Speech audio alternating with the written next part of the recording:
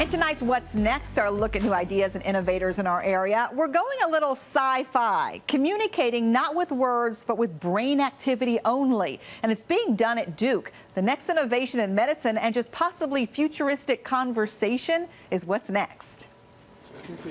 These little rats could futuristically help humans communicate without saying a word. That's what I like to call the brain net. You know, it's like an internet controlled by brain activity directly. Our minds are one. Spock's mind meld method on Star Trek is the sci-fi version of linking two brains. That would be pretty amazing. Yeah, that would be a completely new way to communicate. But for rats and Dr. Miguel Nicoleli's lab at Duke, sharing brain waves is a reality. Inside these boxes is like the play area, essentially. Yeah, inside these boxes is display area where they are. Nicoleli's, the neurobiologist, gives us a rare look inside the lab where after 4 years of research, he's achieved success in connecting one rat's brain activity here at Duke with another rat in Brazil, 4,000 miles away. So you have a little microchip and then you have the electrodes that come out from it. Yeah, these are the electrodes and the microchip goes on top.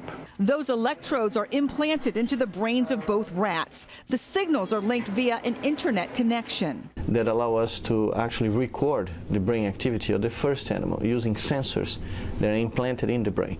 Once you record the signals, you basically transmit these signals to another animal and you inject these signals on the second animal's brain and basically establish this one-to-one connection between one brain to another. To test that connection, Nicoleli's had the rats perform simple tasks like using an infrared light to encourage the rat to go either left or right. And as the rat makes that choice, that's when we get the brain activity and we send to the second animal and let the second animal know that whether he has to go left or right, according to the first brain's decision. It's a real implant, but it's just a few millimeters inside the head. Do you put the rat to sleep during this, or of course. is it painless? No, it's painless, totally painless. So what's the bigger picture here? Dr. Nicoleli says mind melding is years off, but that electronic connection with living brain tissue could in the near future help stroke victims. If a patient, for instance, has a lesion in the brain, you know, a stroke that destroys a particular part of the brain,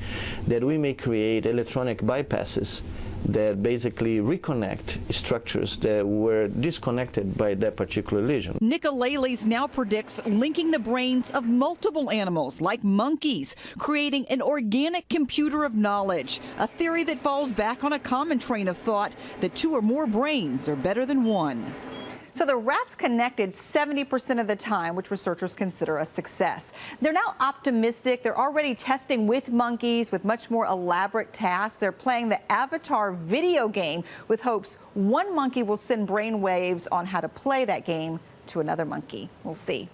And we're always looking for the next great idea or innovator in our community. Send us an example of a difference maker in our area by emailing what's next@WNCN.com.